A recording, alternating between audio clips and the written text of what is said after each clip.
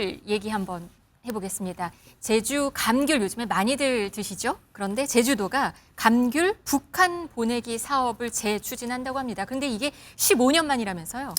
네, 98년 들어서 햇볕 정책이 나왔잖아요. 그러면서 이제 제주도가 지자체 중에서 야 그러면은 북한하고 어떻게 보자면 가장 멀리 떨어져 있는 지자체가 제주도잖아요. 우리 특산물 한번 보내보자라고 해서 처음에 이제 100톤 보냈고요. 2010년까지 북한으로 보낸 감귤만 4만 8천 톤이 넘습니다. 그런데 2010년에 천안함 피격 사건이 일었잖아요. 이러면서 이제 남북 교류가 전반적으로 다 그냥 중단이 돼버립니다. 그래서 경색되면서 제주도 사업이 15년째 중단이 됐는데 올해 될 수도 있다라는 거죠. 이게 월스트리트 저널이 이 감귤, 제주 감귤에 대해서는 비타민 C 외교라고 해서 계속해서 얘기를 한 적이 있었거든요. 이게 이번에 또 비타민 C 외교가 이렇게 펼쳐진다면 냉랭해진 한반도 분위기 좀 풀릴 수 있을까요? 아무래도 진보 정부로 우리가 바뀌었잖아요. 네. 그러니까 다시 한번 북한의 유화 제스처를 취하는 모습을 보이는 건 바람직하다고 생각이 들고요. 뭐 대화가 이루어져야지 그래야지 무엇인가 이루어지잖아요. 근데 왜 감귤이었을까 생각을 해봤었어요. 네. 그러니까 뭐 우리는 어렸을 때부터 제주도에서 감귤이 있다는 거 알고 감귤을 먹었지만 사실 북한에서는 감귤이 안 자라니까요. 그래서 김정은 위원장이 그렇게 감귤을 좋아했다고 하네요. 그다음에 네. 감귤은 보통 일본에서만 자라는 것이다. 그렇게 이해를 하고 있었다고 해요. 네. 그런데 그런 상황에서 이제 일본에서 수입되는 감귤이 굉장히 비싼 고가였고 그래서 김정은 위원장이 고위 간부들에게만 이렇게 선물을 했다고 하더라고요. 이제 그래서 그렇다면 평양의 시민들에게도 우리가 이제 감귤의 맛을 볼 수 있게 해주면 좋지 않을까라는 아이디어로 제주도에서 그렇게 감귤을 보냈다고 하고요.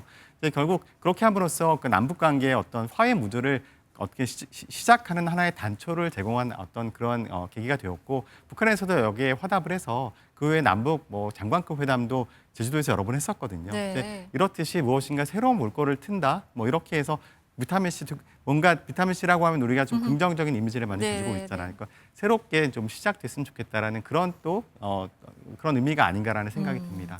이런 가운데 북한 내부 분위기가 요즘 심상치 않다는 얘기도 많이 나오고 있습니다. 뭐 샤넬 같은 고가의 사치품을 구매하는 사람들, 근데 또 반대로 난방을 위한 비닐을 엄두도 안 내는 사람, 이렇게 공존하는 상황이라고 해요, 북한이. 네, 이게 북한 대북 전문 매체 데일리 NK가 보도를 했는데요.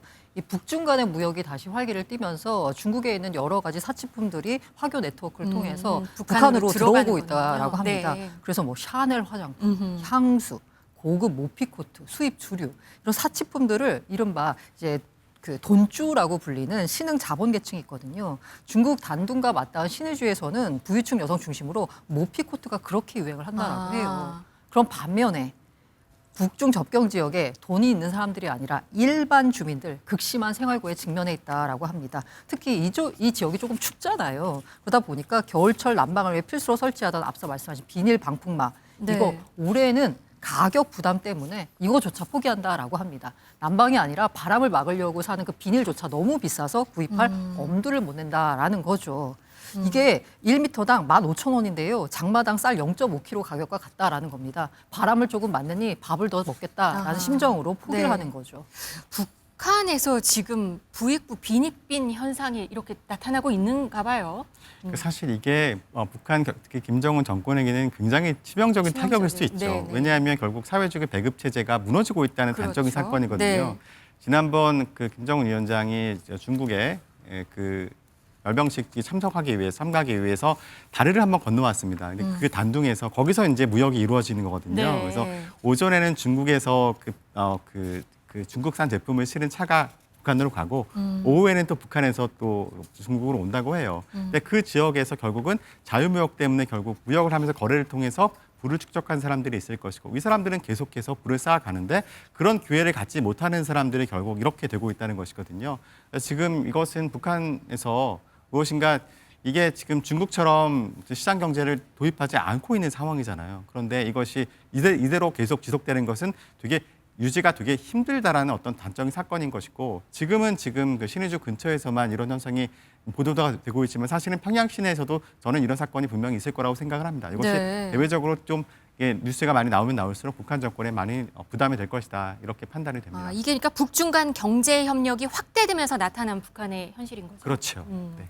그러면 결과적으로는 교역을 통해서 이익을 챙길 수 있으니까 정치 자본가라고 하는 세력 이제 그런 집단이 등장을 해서 이런 건가요? 아, 그렇죠. 그러니까 부를 축적한 그런 사람들이 생겼고, 그러니까 이 부를 이용해서 사실은 자기 목소리를 내려고 하는 사람이 생기고, 또 한편으로는 여기서 소외된 사람들이 있잖아요. 예전에 배급 경제로는 충분히 살 수 있었던 사람들이 지금은 그게 안 되니까 그럴 경우에 지금 불만들이 쌓일 것이고, 양쪽으로 정치적 부담을 지게 되는 상황이 되는 것이죠. 네, 북한도 경제 이슈, 그러니까 심각한 어떤 민심 이반이 있다면 경제 이슈에서 좀 자유롭지는 않을 것도 같습니다.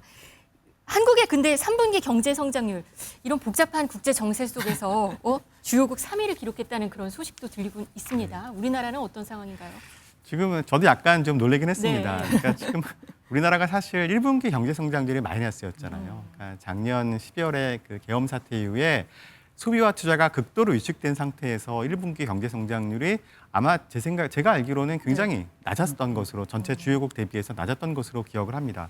사실은 그래서 기저효과라고 볼 수가 있어요. 네, 그런데 사실 3분기에는 우리가 그 미국과의 관세 협상 이 문제가 있었잖아요. 네. 그래서 그 대미 자동차 수출이 위축되는 그런 경험도 있었고, 그래서 아마도 경제 성장률이 2분기만큼 높지 않을 수도 있겠다라는 생각을 했었는데 오히려 2분기를 뛰어넘는 그런 성장을 보였거든요. 그래서 앞으로는 이게 어떻게 될까요? 앞으로는 그래서 원래 한국은행에서 내년도 우리나라의 경제 성장률 한 1.67% 정도로 예측을 했었어요. 네. 그런데 아마도 수정 전망이 나오지 않을까라는 생각이 들고요.